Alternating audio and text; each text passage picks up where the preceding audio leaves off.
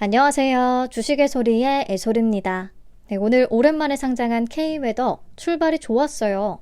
신규 상장 테마에 대한 상장의 수급 여전히 살아있다라고 느낄 수 있는 하루였고요. 그렇다면 코셈과 E8도 좋은 분위기를 좀 이어갈 수는 있을 것 같아요. 우선 코셈부터 상장의 체크포인트를 짚어보도록 하겠습니다. 탁상형 주사 전자현미경을 전문으로 하는 회사였죠. 공모가는 16,000원, 키움증권에서 배정을 받았습니다. 자, 우리사주 조합에는 3만 주가 배정이 됐는데요. 직원 1인당 평균 배정 금액이 약 1,000만 원 정도가 됐거든요. 다 소화된 모습이고요. 기관 투자자 미납도 없습니다. 자, 최종 의무보유 확약 비율은 수요 예측 결과에서 이미 공개가 됐었죠. 37.07%로 꽤 높이 잡혔고요. 6개월과 3개월 비중이 높다는 것도 좀 긍정적으로 볼 수가 있겠습니다. 최종 확약을 적용한 유통 가능 물량은 32.36%로 감소하고요. 여전히 30%대라면 낮은 수준은 아니기는 해요. 하지만 K웨더와 마찬가지로 공모가 기준 금액으로 계산을 했을 때 200억 원대에 딱 들어오긴 합니다. 약 293억 원 정도의 규모. 근데 보시면 얘기했듯이 2월의 공모주들은 유난히 유통 물량도 많고 기존 주주의 비중도 높아요. 코셈도 상장일에 매도 가능한 물량 가운데 기존 주주가 차지하는 비중이 77%나 됩니다. 그렇다면 기존 주주는 누구냐? 벤처금융 15.16%, 권영철 개인 0.43%, 조양구 우리사주조합 1.36%, 기타 소액주주 8.09%로 구성이 되어 있습니다. 소액주주보다는 벤처금융이 많다는 거 다행이라고 보기는 하고요. 그리고 벤처금융의 투자 단가는 전환상환 우선주의 발행가액을 참고해서 봤을 때 2,500원으로 추정을 해볼 수가 있겠습니다. 그리고 소액주주들은요. 아마 주식 매수 선택권을 이미 행사한 직원들과 장외에서 거래한 주주들로 구성이 되지 않을까 싶은데요. 기행사된 스톡옵션의 행사가는 공모가 16,000원 대비해서는 다 5분의 1 미만 수준으로 매우 낮긴 합니다. 그리고 장외에서의 거래 내역을 살펴봐도 52주 최저가는 6,500원. 분명히 공모가 아래에서의 거래도 꽤 많이 존재하기는 해요. 근데 2만 원 위에서부터 본격적으로 거래량이 실렸기 때문에 손바뀜이 어느 정도 일어났다라고 감안을 한다면 공모가 부근에서 바로 던질 리스크는 조금 낮아졌다라고 볼 수는 있겠습니다. 자, 그러면 최종 조건만 다시 정리를 해볼게요. 확약 비율은 37.07%로 높고요. 유통 가능 물량은 32점 높고요. 유통 가능 물량은 32.36%로 보통, 그리고 기존 주주의 비율이 높은데 그래도 소액주주보다는 벤처금융의 비중이 높긴 하고 벤처금융의 투자 단가와 스톡옵션의 행사가는 좀 낮은 수준이긴 하다. 근데 분위기가 좋기 때문에 기존 주주가 막 낮은 가격에 바로 던져버릴 것 같지는 않습니다. 자, 유통가능 금액은 약 293억 원, 시가총액은 약 906억 원으로 공모주로서 조건은 좋은 편이다 라고 볼 수가 있겠죠. 자, 그러면 다시 최종 유통가능 금액이 200억 원대인 최근의 종목들만 다시 한번 보시죠. 오늘 상장한 K웨더, 그리고 이닉스, HB인베스트먼트, 에이텀, 한선엔지니어링 정도가 있는데요. 한선엔지니어링이 그린리소스라는 종목과 동시 상장이었는데 둘 다 잘 가주면서 이때부터 수급에 본격적으로 불이 붙기 시작한 걸로 기억이 나요. 그 이후에 수요 예측이 부진했던 에이텀을 포함해서 전부 다 고가 기준 200%를 넘겼습니다.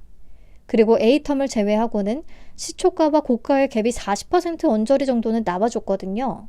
그래서 내일 코셈 또한 시초가부터 어느 정도 매수세가 들어온 상태로 시작할 확률이 높습니다. 그래서 목표는 200% 위를 잡아봐도 될 것 같고요. 우리가 스튜디오 3익이 유통시총 100억 원대임에도 불구하고 고가 기준 200%를 넘지 못해서 약간 우려를 했었는데 오늘 K웨더 덕분에 상장일의 기대치는 여전히 높다라는 것을 다시 한번 확인할 수 있었고요. K웨더나 코셈이나 최종 유통 물량과 기존 주주 비율은 비슷하거든요, 사실. 근데 유통 가능 금액, 시가총액, K웨더가 더 가볍긴 해요. 하지만 실적, 섹터, 전망, 수요 예측 결과 등등 전체적인 내용은 코셈이 더 좋기는 하기 때문에 수급은 어느 정도 붙어줄 것으로 기대를 합니다. 자, 오늘자 증권플러스 기준 장외 시세는 48,800원에 형성이 되어 있고요. 공모가 16,000원보다는 205% 정도가 높은 수준이에요. 오늘 K웨더도 어제 장외에서 형성되던 가격 22,000원을 넘어서는 흐름이 나와줬기 때문에 코셈 또한 장외 시세를 참고할 수는 있겠습니다. 보통 가볍고 이렇게 조건이 무난한 종목들은요, 장외 시세 근처까지 오르거나 더 오르거나 그런 경향을 보이긴 하거든요. 근데 아시다시피 코셈은 E8와 동시 상장 일정입니다. 코셈이 비교 우위를 가지기는 하지만 수급 분산이나 수급이 이동할 그럴 가능성이 있기 때문에 줄 때 적당히 잘 팔고 욕심은 내지 않으려고 합니다. 오늘처럼 200% 정도 48,000원에서 출발을 한다면 시작과 동시에 5만 원에 바로 주문은 한번 내볼 것 같고요. 상황에 따라서 가격은 수정해 볼 예정입니다. 네, 다음 E8 보겠습니다. 입자 시뮬레이션 기술을 기반으로 디지털 트윈 플랫폼을 구축한 회사였죠. 공모가는 2만 원, 하나투자증권에서 배정을 받았습니다. 하나투자증권은 벌써부터 오류가 걱정되긴 하는데요. 매매 서비스 외에 다른 기능은 상장일에 제한했다고 하니까 아침에 우선 접속을 해서 잘 돌아가는지 확인을 해봐야 될 것 같아요. 네, E8도 우리 사주 조합 미달 없었고요. 기관 투자자 미납도 없습니다. 최종 확약 비율은 13.31%, 수요 예측 때 2.35%였는데 생각보다는 꽤 올라가기는 했어요. 3개월이 11.29%로 가장 높은 비중을 차지하고 그 다음 6개월 1.76% 순서입니다. 자, 적용을 해서 최종 유통 가능 물량을 계산을 하면 43.91%에서 42.75%로 아주 소폭 감소합니다. 기존 주주 비율도 높은 데다가 확약 비율도 10%대라서 거의 변화가 없었어요. 여전히 40%대라면 유통 물량이 너무 많기는 하죠. 그리고 금액으로 계산을 하면 약 809억 원 정도의 규모가 되겠습니다. 무겁기까지 합니다. 게다가 기존 주주 비율이 30%를 넘어가요. 상장일의 유통 물량에서 차지하는 비중은 75% 정도가 되겠고요. E8의 상장일 매도 물량을 보유하고 있는 기존 주주는 전부 다 기타 소액 주주가 되겠고요. 소액 주주기 때문에 더 리스키하다고 볼 수가 있습니다. 자, 기행사된 주식 매수 선택권의 행사 가격을 보면 공모가 2만 원 대비해서 매우 낮은 수준을 보여주고 있고요. 그리고 장외에서 거래된 가격을 참고해서 보면 사상 최저가는 15,500원, 사상 최고가는 36,250원 정도를 기록을 하고 있어요.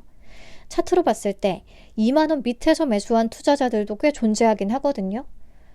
그 이후에 손바뀜이 좀 일어나서 현재 주주들은 2만 원 위에서 이 주식을 들고 있다고 한다면 그렇다면 그나마 공모가에 던질 위험은 줄어들 것 같습니다.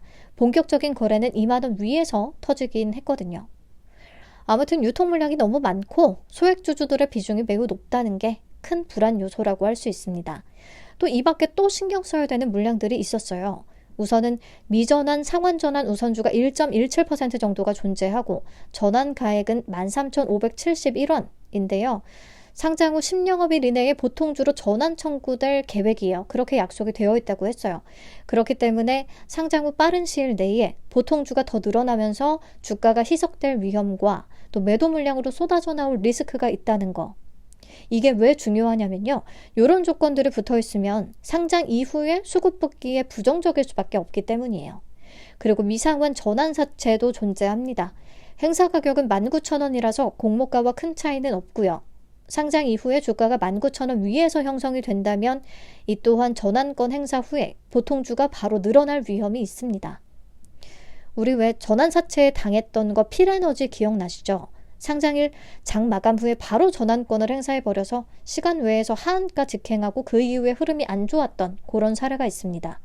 이번에는 그나마 행사 가격이 공모가와 괴리가 크지 않아서 그나마 좀 다행인 것 같기는 해요. 자, 그래서 사실 최종 확약도 10%대로 높지 않고 유통 가능 물량이 42.75%나 되면서 기존 주주의 비율도 30%를 넘어가는 상황에 주체가 다 소액 주주들이었고요. 유통 가능 금액이 약 809억 원, 시가총액 1,893억 원으로 무겁기까지 합니다. 상장 후에 미전환 상환 우선주와 전환 사채까지 신경을 써야 되는 상황이고요. 그래서 공모주로서 조건은 솔직히 나쁜 편에 속합니다. 자, 그렇다면 요런 유통 가능 금액이 비슷한 수준의 공모주들 성과는 과거에 어땠을까? 제가 2023년에 공모주들을 쭉 써놨는데요. 이 중에서 알맥, 기가비스, 제이오는 워낙에 업황 전망도 좋았고 상장 당시에 해당 기업을 둘러싼 분위기가 매우 좋았고 뭐 그런 게 있어서 E8하고는 다른 케이스로 봐야 될 것 같아요. 그래서 제외를 했고요. 나머지 종목들을 봤을 때 우선 동인기업과 동시 상장했던 가장 최근의 케이스 에코아이가 고가 기준 80%를 찍긴 했거든요. 근데 기억하실지 모르겠지만 에코아이는 탄소 배출권 관련 첫 번째 상장하는 기업이었고 실적이 굉장히 좋았어요. 이익률도 매우 높았던 것으로 기억합니다. 반면에 E8는 적자 지속에 완전 자본 잠식 이런 안 좋은 조건이 또 붙어있기 때문에 그런 핸디캡이 있어서 같은 선상에서 보기는 어려울 수도 있겠다는 생각이 들었어요. 저는 여기서 특히 신경 써야 되는 부분이요. 유통 가능 물량과 기존 주주 비율이라고 생각을 해요. 마찬가지로 오버행 이슈가 있었던 종목들 AELT와 CU박스를 참고해 볼 수가 있겠습니다. CU박스는 수요 예측 결과도 좀 부진했던 터라서 상장일의 성과가 부진하긴 했고요. AELT는 기억하실지 모르겠지만 기대치 굉장히 높았던 종목이에요. 수요 예측 결과도 매우 좋았고 청약 경쟁률도 덩달아서 높았습니다. 하지만 파로스 아이바이오와 동시 상장을 했고요. 좀 무거운 데다가 오버행 이슈가 있다 보니까 고가 기준 26%밖에 못 찍은 상장일의 수급이 붙지 못했어요. 그래서 대대대 실망을 안긴 대표적인 종목이 되었습니다. 여기서 제가 얘기하고 싶은 부분이 하나 또 있어요. AELT의 상장일 직전 장외 시세가 54,500원으로 공모가와 괴리율이 118% 정도를 보이고 있었거든요. 그럼에도 정작 상장 당일에 고가 기준 26%밖에 못 갔었다라는 거. 그래서요, 조금 무겁고 유통 물량이 많고 이런 부정적인 조건이 붙어있는 공모주는 장외 시세를 100% 신뢰해서는 안 됩니다. 저는 AELT 때 이것을 느꼈기 때문에 E8의 장외 시세 자체에는 크게 의미를 안 두기는 했어요. 현재가 37,000원으로 공모가보다 85% 높은 수준을 형성하고 있긴 합니다. 물론 현재는 AELT 때 대비해서 상장일 수급이 워낙에 좋기 때문에 E8도 요 가격대까지 올라갈 수도 있겠으나 저는 개인적으로 좀 보수적으로 보는 게 맞다라고 생각을 하고 있습니다. 복잡하니까 제 생각을 다시 한번 간단히 정리를 해볼게요. E8는 공모주로서 조건은 나쁩니다. 유통 가능 물량이 42.75%나 되고 금액으로는 약 809억 원, 무거운 사이즈이기도 해요. 추가적으로 전환사채, 전환상환 우선주가 있기 때문에 장기적으로 좋은 수급을 기대하기도 조금은 어려울 수가 있습니다. 과거 데이터를 좀 찾아서 보면 AELT와 유통 물량, 유통 시총, 동시 상장이라는 조건과 상황들이 좀 비슷하긴 한데 이런 경우에 장외 시세를 100% 믿을 수는 없다라고 생각을 하고요. 이런 비슷한 조건에서는 특이 케이스를 제외하고는 실적이 아주 좋다거나 전망이 좋다거나 이런 특이 케이스를 제외하고는 상장일에 큰 시세를 기대하기는 어려운 듯한데 그래도 최근 상장일의 수급이 긍정적이라는 부분과 환매 청구권 3개월이 붙었다는 거 고려해서 약간 수익 구간은 나올 수 있다고 봅니다. 저는 E8를 조금 보수적으로 보고 있기는 한데요. 50% 위에서 팔 수 있다고 하면 매우 감사한 마음으로 보내줄 수 있을 것 같아요. 네, 요거는 근데 장전 동시효과 상황을 고려해서 목표가는 바뀔 수 있다는 거. 그리고 혹시 손실이 난다면 판매 청구권을 믿고 기다려 볼 수가 있겠습니다. 이때 가족계좌 몰아받기나 타사 대체를 해버리면 환매 청구권이 소멸되니까요. 불안해서 권리를 좀 살려두실 분들은 자사 대체나 타사 대체를 되도록 안 하시는 게 좋겠습니다. 자, 제가 별책부록 느낌으로 최근 순서대로 해서 일반 종목의 동시상장 케이스를 쭉 정리해뒀거든요. 궁금하신 분들은 조건이나 이런 거 비교하면서 참고를 해보시면 되겠습니다. 네, 내일 수급 상황에 따라서 전략은 바뀔 수 있다는 거 다시 한번 말씀드리고요. 내일 아침 라이브에서 또 만나 뵙도록 하겠습니다. 긴 영상 시청해주셔서 감사합니다. 편안한 오후 되세요.